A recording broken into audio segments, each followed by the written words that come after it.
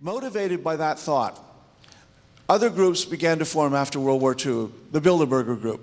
This is about 105 people. These are groups that you cannot join. You have to be invited. This Bilderberger Group is both American, Canadian, and European. They have more wealth than the 105 general, usual members than all the rest of the United States put together. These individuals, operating in secret, under what's called the Chatham House Rules, which means no reporting is ever given of anything that is said, nor who says it. That doesn't mean the head of the New York Times and Washington Post don't come to their meetings, because they do, but they've never, ever run a single report. Well, what happened in '96?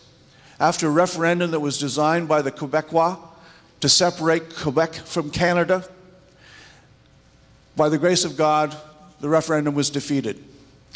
The next year, there was a Bilderberger meeting in Toronto. Henry Kissinger stood in the hallway, according to several sources I've talked to, screaming at the Canadian Prime Minister, Jean Chrétien, because he had finally, though he was a member of the group, had finally tried to stop the referendum from passing.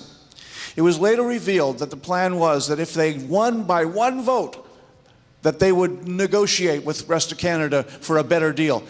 The fact was that night at midnight, going to separate unilaterally from Canada. Why? The Bilderbergers believed that they could then absorb the Maritimes of Canada, the eastern part of Canada, into the United States, because Canada would be unviable politically and also economically if Quebec, which separates us. Imagine right down the center of the United States, a huge state, and it wants to separate. It would just destroy everything. And then the West would have to be absorbed. And he was screaming at him, saying, "How dare you get in the way of what we planned for years?" The idea was to unite Canada, the United States, then to unite Mexico to the United States, and to move a whole lot of American companies down to Mexico. And the thought was that will stop the Mexicans from coming in, because they'll have great jobs, etc., down there. These people are operating behind the scenes, thinking that they know better than everyone else. They are working behind the scenes to achieve a global government, and they are on the rush. They said, and this was David Rockefeller, who formed the Trilateral Commission, which is a group of Asia, Europe, and America, another group, only about 300 members. In the Reagan presidency, though he himself was not a member, 300 members of his cabinet and below that, key members, were members of the Trilateral Commission.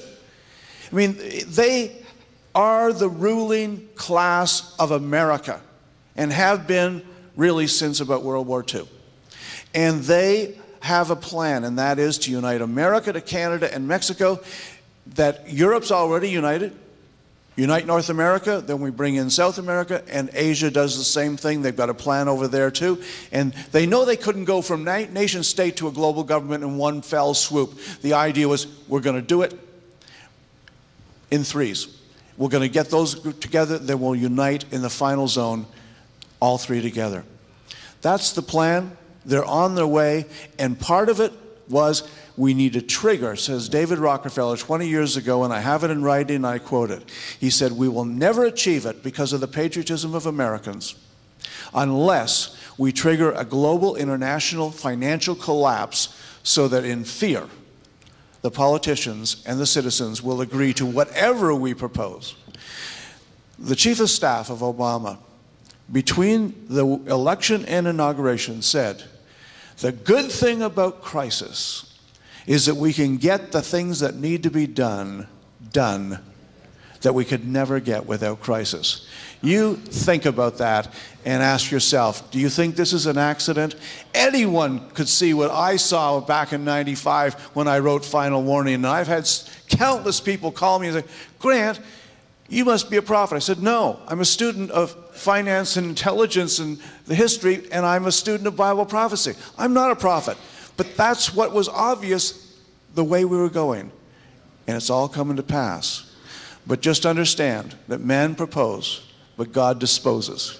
Nothing's going to happen to your country or mine unless God allows it for his own purpose.